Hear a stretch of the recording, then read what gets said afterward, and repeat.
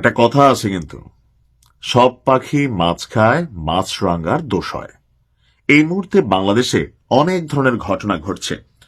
তো প্রতিটা ঘটনার পেছনে আওয়ামী লীগ সরকার আমলের মতন যখনই কোনো ঘটনা ঘটত, একটু দাড়ি টুপি থাকলে জামাত, আর যদি দাড়ি টুপি না থাকতো এটা বিএনপি। অর্থাৎ এক কথায় বিএনপি জামাত, বিএনপি জামাত, বিএনপি জামাত, শুনতে শুনতে কানগুলো ঝালাপালা হয়ে গেছিল। তো এই সরকারের আমলেও যারাই বক্তব্য দিচ্ছেন, বাংলাদেশে যখনই কোনো ঘটনা ঘটছে তখনই আওয়ামী লীগ, যুবলীগ, ছাত্রলীগ কোথাও না কোথাও একটা ট্যাগ কিন্তু পড়ছে। এতে হয় কি, মূল অপরাধী যারা বিভিন্ন সময় তারা কিন্তু পার পেয়ে যায়, আবার হয়তোবা তারাও ঘটায়, কার কথা এখন বলার সুযোগ নেই। নির্বাচনকে কেন্দ্র করে সারা বাংলাদেশে নানান অস্থিতিশীল ঘটনা ঘটবে, আর এর মধ্যে সবচেয়ে গুরুত্বপূর্ণ দুর্যোগপ্রবণ এরিয়া হিসেবে টার্গেট করা হয়েছে গোপালগঞ্জকে। তবে গোপালগঞ্জে গতকালকে মানে আজকে রাতে যা ঘটছে, এ থেকে স্পষ্ট বার্তা যে আগামী নির্বাচনে গোপালগঞ্জ এরিয়াকে খুবই নজরদারিতে রাখতে হবে।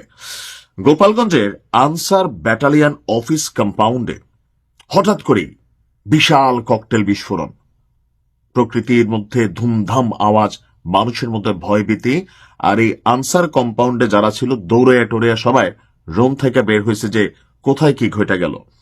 গোপালগঞ্জ শহরের বেদগ্রাম এলাকা, এখানে আনসার ব্যাটালিয়ন অফিস কম্পাউন্ড নামক একটা এরিয়া আছে। সেই কম্পাউন্ডেই ককটেল বিস্ফোরণের ঘটনা ঘটেছে।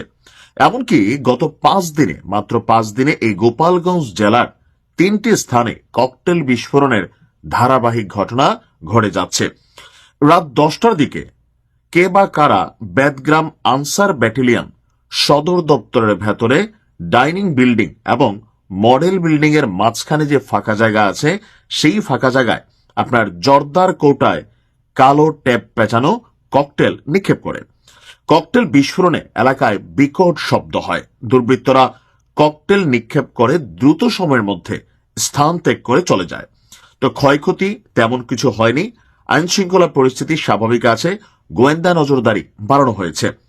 গোপালগঞ্জ বেদগ্রাম আনসার ব্যাটালিয়ন সদর দপ্তরের দায়িত্বপ্রাপ্ত কর্মকর্তা যিনি আছেন তাসকিন, তিনি বলছেন ককটেল বিস্ফোরণের ঘটনায় তেমন বড় কোনো ক্ষয়ক্ষতি হয়নি, বিষয়টি আমরা খতিয়ে দেখব। 26 জানুয়ারি গোপালগঞ্জ বিশ্ববিদ্যালয়ের মেইন গেটে, 28 জানুয়ারি জেলা এবং দায়রা জজ আদালতের যিনি বিচারক আছেন তার বাসভবন কম্পাউন্ডে এই ককটেল বিস্ফোরণের ঘটনা ঘটে, আর সর্বশেষ এই আনসার কম্পাউন্ডে ঘটল। অর্থাৎ ধারাবাহিকভাবে গুরুত্বপূর্ণ স্থানগুলোকে চিহ্নিত করা হচ্ছে। এখন পেছনে কে?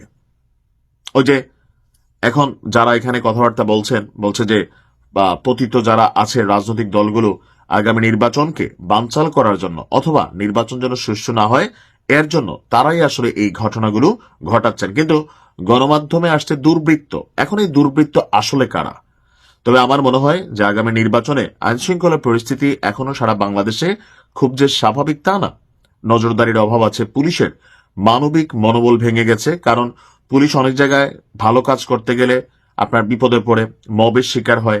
কখনো পুলিশকে আওয়ামী লীগের মানে দোসর শেখ হাসিনার পুলিশ, আবার কখনো স্বৈরাচার পুলিশ।